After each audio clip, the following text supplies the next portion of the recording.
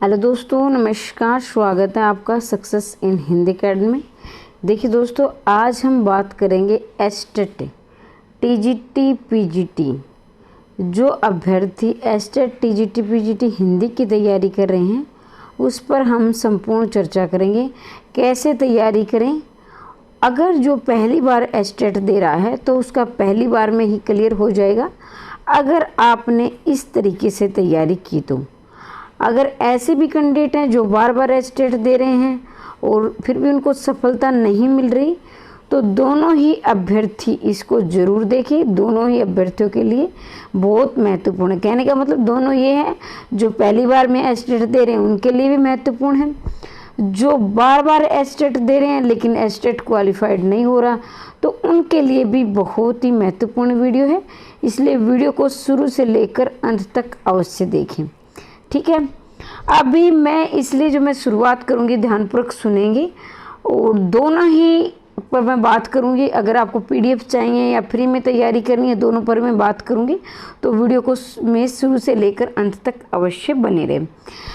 और ये मैं इसलिए बता रही हूँ क्योंकि मैंने 4 बार एस्टेट निकाला है, तो ये 4 बार का मेरा एक्सपीरियंस है किस प्रकार। अगर मैं ये बिल्कुल 100% गारंटी के साथ कह रही हूँ, अगर आपने ये रूल इस नियम के अनुसार तैयारी करी, मेहनत कम लगेगी, लेकिन वो बोलते हैं ना कि हार्ड वर्किंग की जगह स्मार्ट वर्किंग करो। यानी कि मतलब कि दिन रात मेहनत कर रहे हो, पता ही नहीं क्या पढ़ रहे हो, कितनी तैयारी हो गई, कैसे करनी है, ये नहीं करना है। आपको एक पाठ्यक्रम को मद्देनज़र रखते हुए तैयारी करनी है।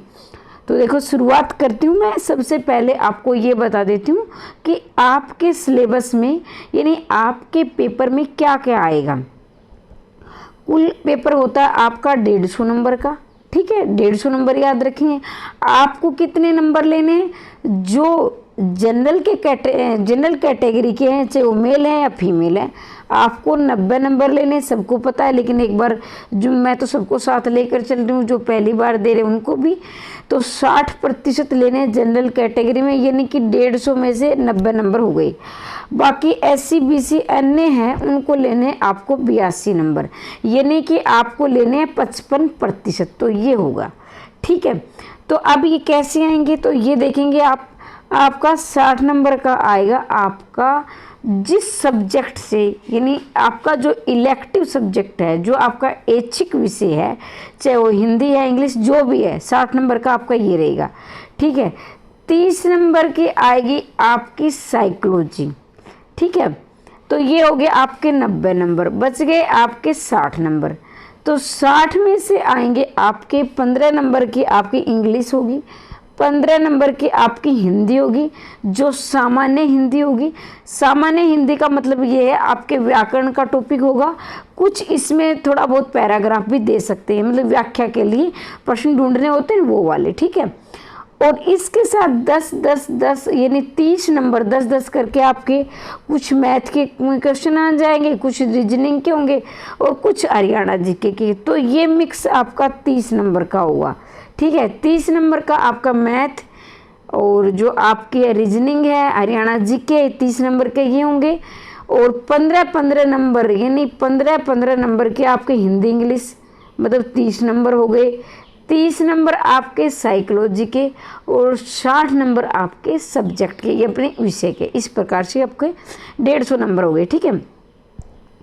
अब मान लीजिए आपका हिंदी सब्जेक्ट है, तो हिंदी कितने नंबर की होगी? 60 नंबर का तो आपका साहित्य और NCERT हो गया। और 15 नंबर का आपका क्या व्याकरण वाला पोर्शन है, जिसमें चाहे पैराग्राफ भी इसमें होगा और जो कि संज्ञा सर्वनाम विशेषण क्रिया इत्यादि मुहावरे लोकते जो भी होंगे। तो इस प्रकार से आपकी 75 नंबर की हिंदी हो गई। ध्यान से देखिए, 75। अगर आपने ये तैयारी कर ली, या आपका जो भी और आगे जैसे स्ट्रॉन्ग पॉइंट है, यानी आपके जिसमें कमांड मान लीजिए साइकोलॉजी में है या आपके हरियाणा जीके में, बाकी कितने 15 नंबर ही तो बचे। तो सबसे पहले आपका जो विषय है उसको आपको मजबूत करना है, ठीक है। अब मैं बात करती हूँ टीजीटी वालों के लिए। अब टीजीटी के लिए देखो यहाँ आपका ये पोर्शन है साहित्य का, साहित्य पढ़ना है। ठीक है, अब मैं इसमें ज़्यादा समय लगाऊंगी आदिकाल भक्तिकाल तो ये क्या है, ये मेरी बेवकूफ़ी होगी, मतलब आप समझे साहित्य आएगा। ठीक है, इतना समझे। इसके बाद आपका ये है, आपका इसका है एनसीईआरटी का जो है वसंत भाग 1, 2, 3 ये आपको पढ़ना है। फिर आपकी व्याकरण है। ठीक है, और इसके बाद आपका काव्य शास्त्र का है जो काव्य के गुण दोष प्रश्न अलंकार हैं। अलंकार के अलग अलग नाम दिए गए हैं। छंद के कुछ मतलब बहुत कम आएगा छंद का तो। ठीक है, जो मुख्य मुख्य छंद वो आएंगे। इसके साथ ही व्याकरण का कुछ नहीं छूटा, व्याकरण पढ़नी है। ठीक है, इसमें समय ज़्यादा लगेगा, ये पढ़ के सुनाना। आप क्या समझेंगे, आपको क्या पढ़ना है, वसंत भाग 1, 2 यानी आपको एनसीईआरटी पढ़नी है, आपको साहित्य पढ़ना है, व्याकरण पढ़नी है। ठीक है, ये पढ़ना आपको। अब मैं बात करती हूँ आगे। देखो, अगर आप अब मैं बात करती हूँ पीजीटी वालों के लिए। थोड़ा सा आप धैर्य बनाए रखें, पीजीटी की जो परीक्षा दे उनके लिए भी मैं बताऊंगी। ठीक है, तो अब हम बात करते हैं पीजीटी की। ठीक है, पीजीटी का आप देखेंगे, इसमें आपका है हिंदी भाषा एवं साहित्य, जिसमें हिंदी भाषा का उद्भव विकास, हिंदी की बोलियाँ, ये आदिकाल। कहने का मतलब ये है कि ये वाला टीजीटी पीजीटी दोनों के लिए समान है। ठीक है, थोड़ा बहुत प्रश्न उसमें गहराई से आ जाएगा पीजीटी में, टीजीटी में थोड़ा सा आसान आ जाएगा। कहने का अभिप्राय ये कि टीजीटी को भी पढ़ना है, पीजीटी को भी पढ़ना है। ठीक है, साहित्य सबके लिए महत्वपूर्ण है। अब उसमें और इसमें अंतर क्या है, टीजीटी पीजीटी में? पीजीटी में ये अंतर है। ठीक है, यहाँ से आप देखेंगे, उसमें आप वसंत भाग 1, 2, 3 यानी एनसीईआरटी पढ़ रहे थे, इसमें क्षितिज है, कृतिका है, आरोह है, वितान है। इसमें है ये वाला, ये पढ़ना है, यानी 11वीं 12वीं की जो पुस्तकें हैं आपकी, ये अंतर है, ये पढ़ने हैं आपको पीजीटी वालों के लिए। ठीक है, वो था टीजीटी के लिए। बाकी यहाँ देखेंगे और क्या अंतर है, बाकी इसमें और ये इसको भी आइए भी आपको व्याकरण पढ़ना है। अब क्या है उसमें और इसमें क्या अंतर रहेगा, एक तो एनसीईआरटी का अंतर है। एनसीईआरटी इनकी और उनकी एनसीईआरटी अलग अलग है। ठीक है, ये उसमें आपको वसंत भाग 1, 2, 3 पढ़ना है, इसमें आपको क्षितिज, कृतिका, आरोह और वितान, तो ये आपका अंतर ये पढ़ना है। अब इसकी तैयारी कहाँ से करोगे, तो इसकी तैयारी के लिए मैं आपको बता दूं कि मैंने पूरा पीजीटी का पूरा पाठ्यक्रम करवा रखा निःशुल्क अपने चैनल पर। सारी की सारी वीडियो पढ़ी है, लेकिन है ना आप लोग, कुछ लोगों की पता है क्या आदत होती है, उनकी भाई ये आदत होती है, 1 मिनट के लिए मैं वो निकाल देती हूँ ताकि मैं बात करूँ, तब तक आप उसे, तो ये आपके सामने है। तो ये अब कोई ये कि आपको लगता है कि नई वीडियो पड़ गई वो देखने हैं, पाठ्यक्रम नहीं बदला है जो पिछली बार है, और ये अभी बदलेगा तो मैं आपको बता दूंगा। ऐसे चांस नहीं लग रहे, मुझे नहीं लग रहा कि पाठ्यक्रम बदलेगा। मैंने पूरा 2023 में पूरी पीजीटी की एनसीईआरटी प्रीवियस ईयर पेपर पूरा करवा रखे हैं। अब क्या करना है, आपको सर्च कर लेना है success in Hindi academy by Anjana. Success in Hindi academy आप सर्च करोगे, पूरा एनसीईआरटी यानी success in Hindi academy Vitan भाग 1, success in Hindi academy Vitan भाग 2, या जो भी आप सक्सेस इन हिंदी एकेडमी आरोह भाग 1, तो सारे की सारी वीडियो आपके सामने आ जाएंगे। प्ले लिस्ट भी मैं शेयर कर दिया करूँगी। तो मतलब ये है कि मैंने पूरा निःशुल्क करवा रखा है, कोई भी चार्ज नहीं ले रखा। अगर आपको साहित्य की पीडीएफ चाहिए तो आप साहित्य की व्याकरण और साहित्य की आप पीडीएफ भी ले सकते हैं। अभी लेना है तो सिर्फ और सिर्फ उसका पाठ्यक्रम नहीं बदलेगा, क्योंकि साहित्य का नहीं बदलता है, उसमें क्या बदलेगा भाई। ठीक है, तो इसमें ये कि सिर्फ आपको 999 की पीडीएफ मिल रही है। अभी जब फॉर्म आ जाएंगे तो इनका रेट बढ़ जाएगा, इनके 1499 रुपये की ये पीडीएफ हो जाएगी। अभी आपको लेना है तो आप ले सकते हैं, मात्र और मात्र 999 रुपये की आपको पीडीएफ मिल रही है। गारंटी है 1% उससे बाहर नहीं जाएगा, लेकिन आपको मेहनत कितनी है। दूसरी बात ये बता देती हूँ कि इसमें नेगेटिव मार्किंग नहीं है, नेगेटिव मार्किंग नहीं है, आप कहीं चक्कर में पड़ जाओ। इसमें एस्टेट में नेगेटिव मार्किंग नहीं होती है। ठीक है, सारे ऑप्शन आपको भर के आने हैं, कोई भी ऑप्शन आपको खाली नहीं छोड़ना है, ठीक है। तो ये जरूर ध्यान रखें, नेगेटिव मार्किंग नहीं है, सारे ऑप्शन भरने हैं। अब आपको कहाँ से क्या पढ़ना है, किस पर ज़्यादा फोकस करना है, तो आपको ज़्यादा फोकस करना है साहित्य और व्याकरण पे। उनको मैं ये नहीं कहूँ कि आपको एनसीईआरटी नहीं पढ़नी है, एनसीईआरटी पढ़िए, लेकिन एनसीईआरटी तो आप ओरल पढ़ोगे, आपके समझ में आ जाएगा। समस्या आपको कहाँ आएगी, समस्या आपको ये आएगी कि साहित्य व्याकरण को आपको गहराई से पढ़ना पड़ेगा। मतलब व्याकरण जो एस्टेट है, मैं आपको डरा नहीं रही हूँ, एस्टेट अभी जो एस्टेट आता है, आपने 2023 में जो एस्टेट देखा होगा जिसने दिया है, तो 2023 का जो एस्टेट था भैया वो इतना आसान नहीं था।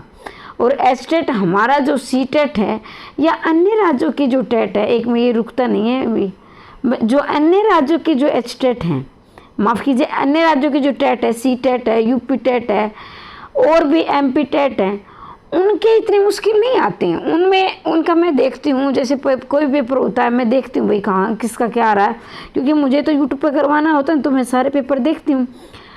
तो वहाँ मैं देखती हूँ इतने पेपर मतलब बिल्कुल आसान पेपर होते, लेकिन हमारा पेपर जो है गहराई से बनता है, और उस गहराई से बनने के लिए हमें गहराई से अध्ययन करना है।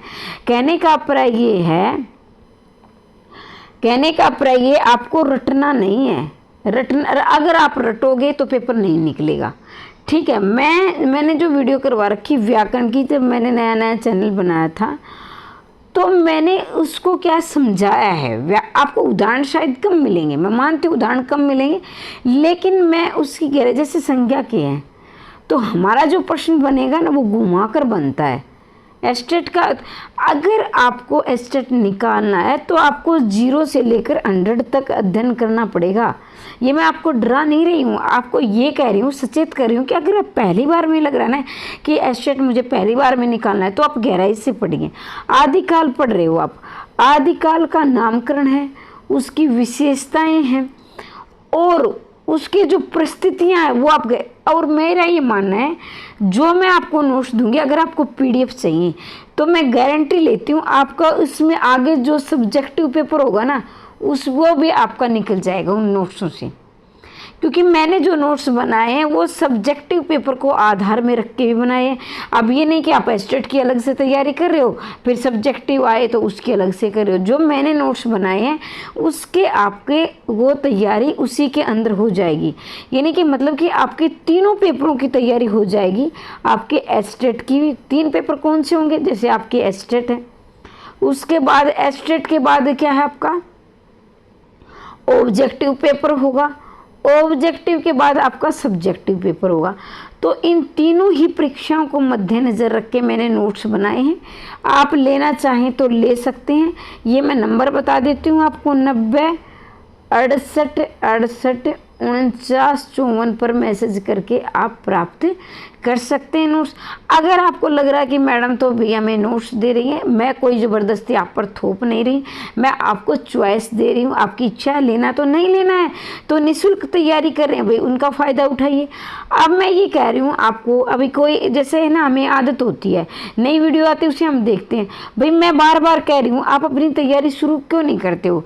अभी जब तक एस्टेट की डेट आए तब तक आप अपने, मैंने पूरा पाठ्यक्रम करवा रखा है, ठीक है, वहाँ से आप सर्च करके तैयारी शुरू कर दीजिए धीरे धीरे धीरे।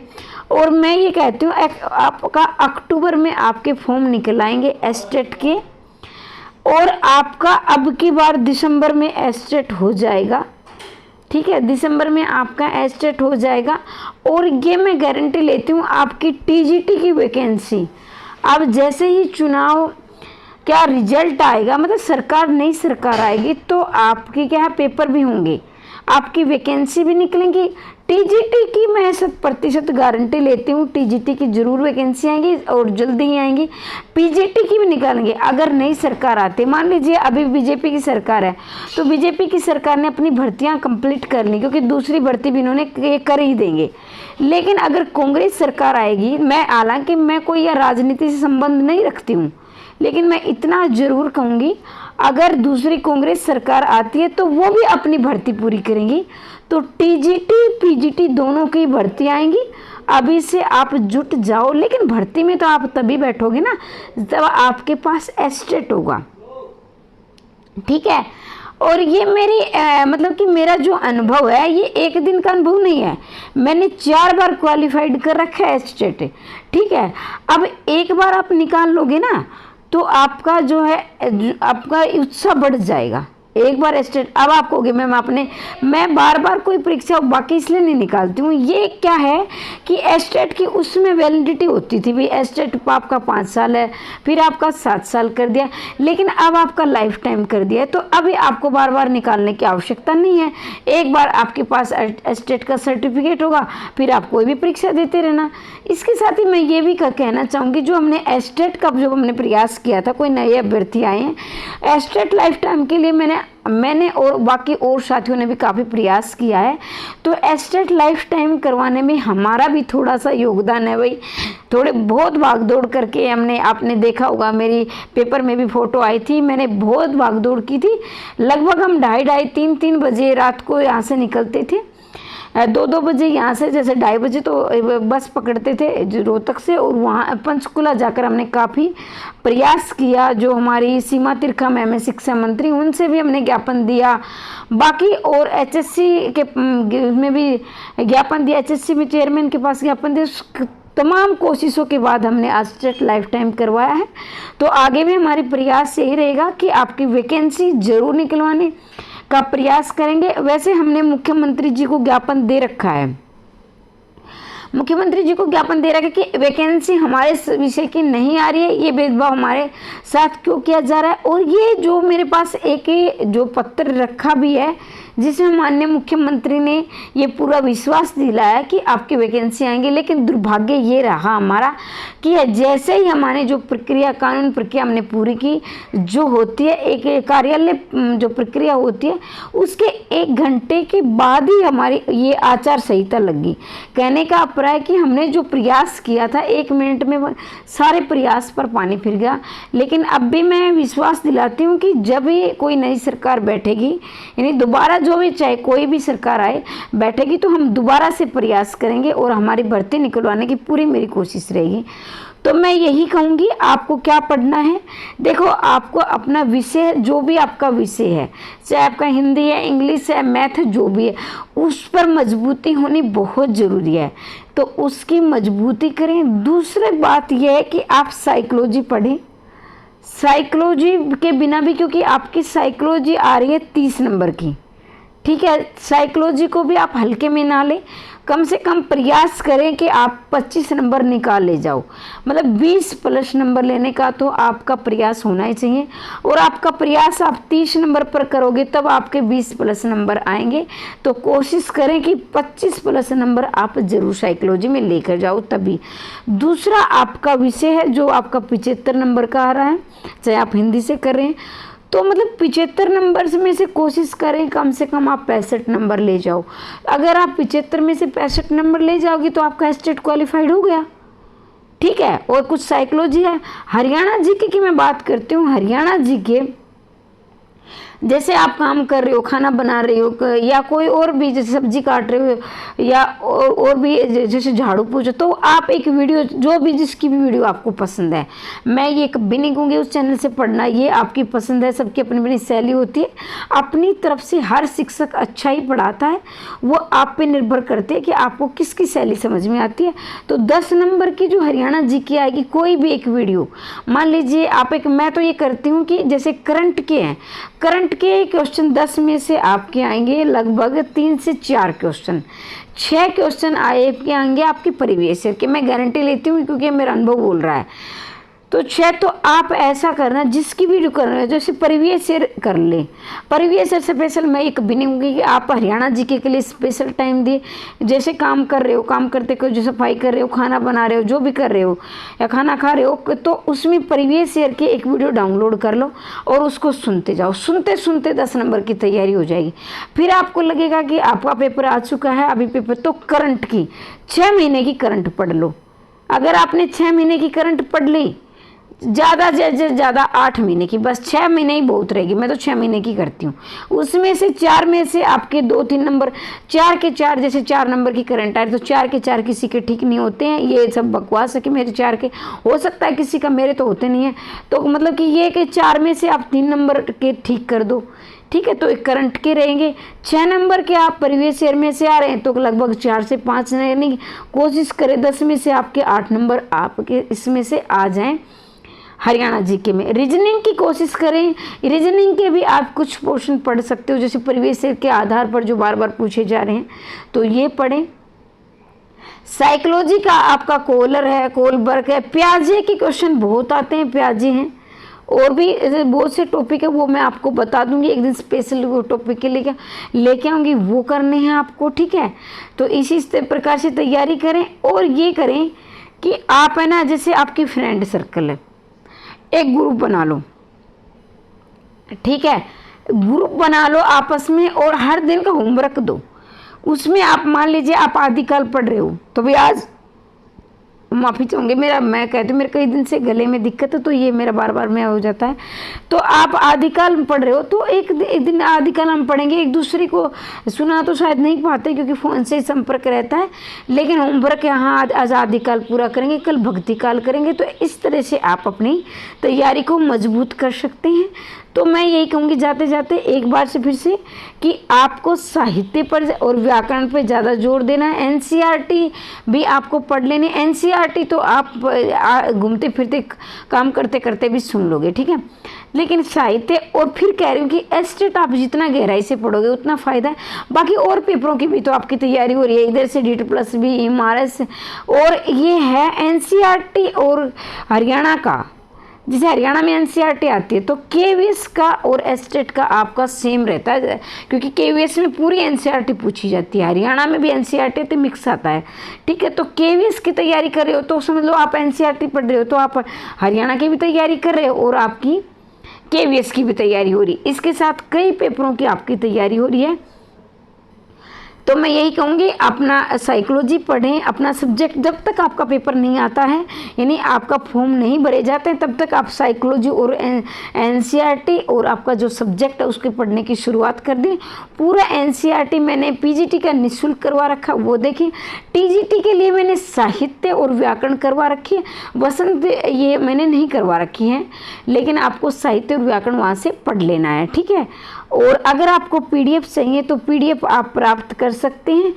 आपको पीडीएफ में एनसीईआरटी नहीं मिलेगी, आपको साहित्य और व्याकरण मिलेगा। मात्र और मात्र 999 के अभी मिल रहे हैं, एक तरह से कहें कि अभी ऑफर है, फॉर्म आने के बाद ये 1499 का हो जाएगा, तो अब भी आप ले सकते हैं।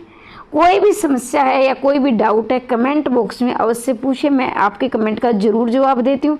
कई बार ऐसे कमेंट आ जाते हैं कि क्या है कि मतलब कि अलग से वीडियो बनानी पड़ती है, तो उसके लिए थोड़ा सा धैर्य बनाए रखें। अगर आप पहली बार चैनल पर आएँ तो चैनल को सब्सक्राइब कर लें, अपने दोस्तों तक शेयर कर दें, घंटी वाले निशान को दबाना ना भूलें, ताकि जब भी मैं वीडियो डालूं उचित समय पर आप तक पहुंच जाए, ठीक है। तो वीडियो को ज़्यादा से ज़्यादा शेयर करने हैं, और आपके जो साथी हैं उनको शेयर कर दिया करो, ताकि ज़्यादा से ज़्यादा अभ्यर्थी इसका फ़ायदा उठा सके। और मैं ये भगवान से प्रेयर करती हूँ कि अब की बार आपका 100% एस्टेट निकल जाए। आज के लिए इतना ही, मिलते हैं अगली वीडियो में, तब तक के लिए जय हिंद, जय भारत।